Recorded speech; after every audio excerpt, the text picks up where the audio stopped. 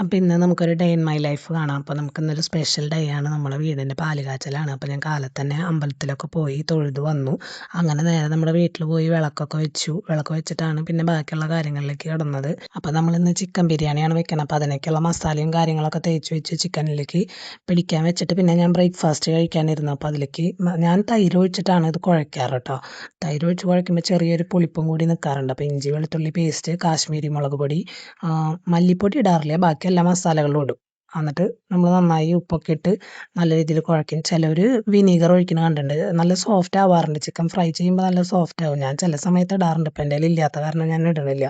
അങ്ങനെ പിന്നെ ഞാൻ ബ്രേക്ക്ഫാസ്റ്റ് ഒക്കെ കഴിക്കാനിരുന്നു. പിന്നെ ചിക്കൻ വറക്കണതിന് മുന്നായിട്ട് ഞാൻ ബിരിയാണിയിലേക്കുള്ള സബോള വറുത്ത് വയ്ക്കും. അപ്പോൾ സബോള വറക്കുമ്പോഴത്തേക്ക് അധികം വറക്കും. ചിക്കൻ ഫ്രൈ ചെയ്തിട്ടാണ് നമ്മൾ കറി വെക്കണമെന്നുണ്ടെന്ന് വെച്ച് കഴിഞ്ഞാൽ ഞാൻ കുറച്ച് സബോളയും കൂടി അതിൽ ഇട്ട് കൊടുക്കാറുണ്ട്. അപ്പോൾ ഒന്നും കൂടി നല്ല ടേസ്റ്റ് തോന്നാറുണ്ട്. അപ്പോൾ ഹെൽപ്പ് ചെയ്യാൻ വേണ്ടിയിട്ട് നമ്മുടെ കുട്ടിപ്പട്ടാളം ഭയങ്കര ആക്റ്റീവായിട്ട് നിൽക്കണത് കുഞ്ഞനാണ്, ചേച്ചിയുടെ മോളാണ്. പിന്നെ അവളുടെ കൂട്ടുകാരിയാണ് ഇത്, ദേവു. അവൾ 2-3 ദിവസം നിൽക്കാൻ വേണ്ടി വന്നതാ. അങ്ങനെ രണ്ടാമത്തെ ട്രിപ്പ് വറക്കാനിട്ടപ്പോൾ അവിടെ ഇതാണ് പരിപാടി. സ്പീക്കറൊക്കെ എടുത്തുകൊണ്ടുവന്ന് ഭയങ്കര ഡാൻസും പാട്ടായിരുന്നു. അപ്പോൾ അതൊക്കെ കാണാൻ വേണ്ടി ഞാൻ പോയി നിന്ന് പതുക്കെ ചെറുതായിട്ട് അറിയാണ്ട് വീഡിയോ എടുത്ത് കാര്യങ്ങളൊക്കെ ചെയ്ത് വന്നപ്പോഴേക്കും രണ്ടാമത്തെ ട്രിപ്പ് ചെറുതായിട്ടൊന്ന് കരിഞ്ഞു പോയിട്ടുണ്ടായിരുന്നു. അപ്പോഴേക്കും പിന്നെ ഞാൻ വേഗം അത് കോരിയെടുത്തു.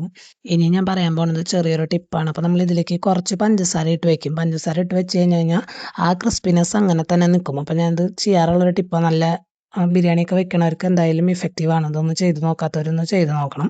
അങ്ങനെ നമ്മൾ ചിക്കനൊക്കെ വറുക്കാനിട്ടു. അപ്പോൾ 2 കോഴിയായിരുന്നു വാങ്ങിച്ചിട്ടുണ്ടായിരുന്നത്.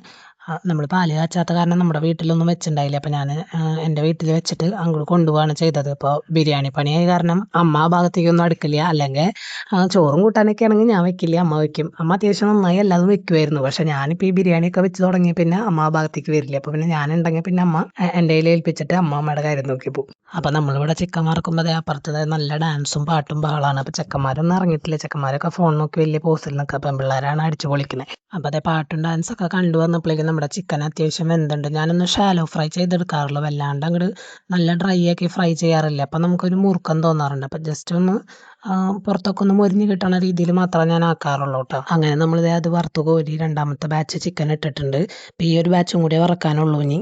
അപ്പോഴേക്കും എൻ്റെ ചേച്ചി ബിരിയാണിക്കുള്ള അരിയൊക്കെ കഴുകി 2.5 കിലോ റൈസാണ് നമ്മൾ എടുത്തിട്ടുള്ളത്. അപ്പോൾ നമ്മുടെ രണ്ടാമത്തെ ബാച്ച് ചിക്കൻ വറുത്ത് കോരിയാണ്. അപ്പം ഇനി നമ്മൾ സാലഡ് ഉണ്ടാക്കാൻ പോകും. അപ്പോൾ സാലഡ് ഉണ്ടാക്കുമ്പോൾ എപ്പോഴും ഇവിടെ ഇങ്ങനെയാണ് ഉണ്ടാക്കാറ്. സവാള, ക്യാരറ്റ് അതൊക്കെ അരിഞ്ഞിട്ടിട്ട് നമ്മൾ കുറച്ച് ഉപ്പും വെളിച്ചെണ്ണയും കൂടിയിട്ട് നന്നായി ഒന്ന് തിരുമ്പും. ചിലർ ഈ വെള്ളമൊക്കെ അങ്ങനെ പിഴിഞ്ഞ് കളയുന്ന കണ്ടിട്ടുണ്ട് സവാളയുടെ. അപ്പോൾ ഞാൻ അങ്ങനെയൊന്നും ചെയ്യാറില്ല.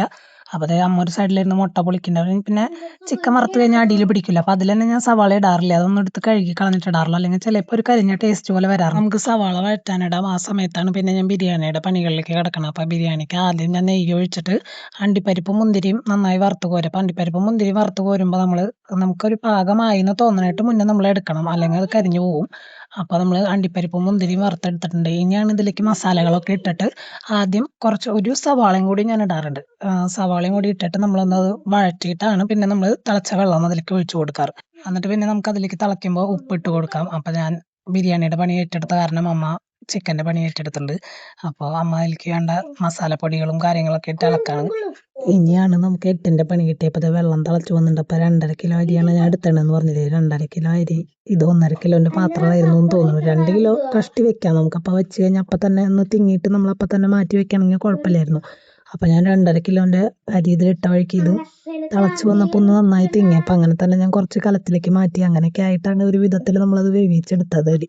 അപ്പോൾ ആ പരീക്ഷണം ഫ്ലോപ്പായോടുകൂടി ആകെ വെപ്രകളായി. പിന്നെ വീഡിയോ എടുക്കാനൊന്നും പറ്റിയില്ല. പിന്നെ ഞാൻ കുറച്ച് നേരത്ത് നന്നായി അടച്ചൊക്കെ വെച്ച് വന്നപ്പോൾ ആ ചൂട്ടത്തിരുന്ന് കുറച്ച് നേരം ഒന്ന് നന്നായി ഇതായപ്പോൾ പിന്നെ ലാസ്റ്റ് ഫൈനൽ അത്യാവശ്യം വെന്ത് കറക്റ്റ് സെറ്റായി വന്നിട്ടുണ്ടായിരുന്നു. 2 ട്രിപ്പായിട്ട് വെച്ചാൽ മതിയായിരുന്നു. പക്ഷേ ഞാനതൊരു എളുപ്പപ്പണി നോക്കിയിട്ട് പെട്ടെന്ന് ഇങ്ങനെ കാണിച്ചതാണ്. അപ്പോൾ ഈ അബദ്ധം ഇതുപോലെ ഒന്നും ഞാൻ പ്രതീക്ഷിച്ചില്ല.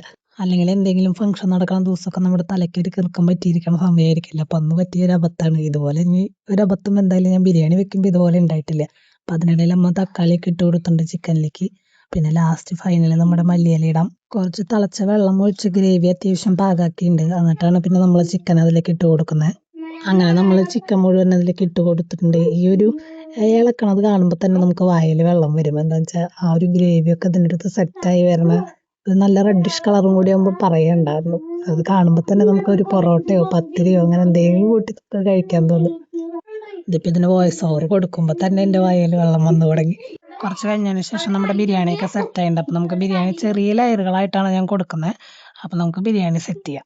അപ്പം നമ്മളിത് ലാസ്റ്റത്തെ ലെയർ സെറ്റ് ചെയ്ത് കഴിഞ്ഞു. ഇനിയിപ്പോൾ നമുക്ക് ചിക്കനിലേക്ക് ആ വറുത്ത സബോള ഇട്ട് ഇളക്കാൻ മറന്നുപോയി. അപ്പോൾ ലാസ്റ്റ് നമുക്കതൊരു ഭംഗിക്ക് വേണ്ടി ഫിനിഷിംഗ് ആയിട്ട് മുകളിൽ ഇട്ട് കൊടുക്കാം. അപ്പം നമ്മുടെ ബിരിയാണി സെറ്റായി. ഇനി നമുക്ക് പാല് കാച്ചാൻ വേണ്ടി വീട്ടിലേക്ക് പോകാം. പാല് കാച്ചാൻ വേണ്ടിയിട്ടുള്ള സാധനങ്ങളൊക്കെ സെറ്റാക്കി. അപ്പോഴേക്ക് ഏകദേശം ഒരു 11 മണിയൊക്കെ ആയിട്ടുണ്ടായിരുന്നു. അങ്ങനെ നമ്മുടെ പാല് തിളച്ചു. 11 മണിയൊക്കെ ആയ കാരണം ഞങ്ങൾ പിന്നെ പായസത്തിൻ്റെ പരിപാടിക്ക് നിന്നില്ല. അപ്പോൾ പിന്നെ 2 ഗ്ലാസ് ചായ വെച്ചു. ബാക്കിയുള്ള പാല് പിള്ളേർക്ക് കുറച്ച് ഇഷ്ടമായിട്ട് അങ്ങനെ ഒരു മധുരം കൊടുക്കുക എന്നുള്ള ചടങ്ങിന് പോലെ അങ്ങനെ കൊടുത്തു. അത് കഴിഞ്ഞത് ഇവിടെ തണ്ണിമത്തനൊക്കെ മുറിച്ച് തിന്നു തുടങ്ങിയപ്പോൾ ഞാൻ അതിൻ്റെ ഇടയിൽ പപ്പടം കാച്ചാനുണ്ടായിരുന്നു. നമുക്ക് അപ്പോൾ പപ്പടം കാച്ചാനായിട്ട് നിന്നു. അങ്ങനെ നമ്മുടെ പപ്പടമൊക്കെ കാച്ചി കഴിഞ്ഞു. പിന്നെ ഞങ്ങൾ ഫുഡ് കഴിച്ചു. അപ്പോൾ ഇന്നത്തെ വീഡിയോ ഇത്രയേ ഉള്ളൂ. വീഡിയോ ഇഷ്ടമായെങ്കിൽ ലൈക്ക് ചെയ്യുക, കമൻറ്റ് ചെയ്യുക, സബ്സ്ക്രൈബ് ചെയ്യാൻ മറക്കരുത്. പുതിയൊരു വീഡിയോ ആയിട്ട് പിന്നെ ഒരു ദിവസം കാണാം. Okay, bye bye.